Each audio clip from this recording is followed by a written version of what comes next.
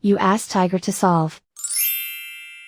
This deals with linear equations with one unknown. The final result is x equals 7/2. Let's solve it step by step. Group all x terms on the left side of the equation. Subtract 3x from both sides.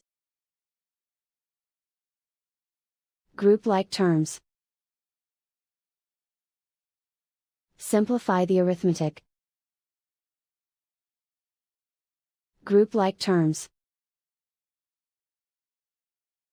Simplify the arithmetic.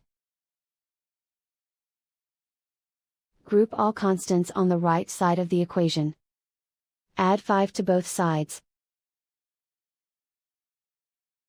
Simplify the arithmetic.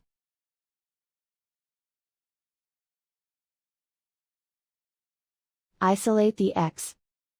Divide both sides by 4. Simplify the fraction. Find the greatest common factor of the numerator and denominator. Factor out and cancel the greatest common factor. And so the final result is x equals 7/2.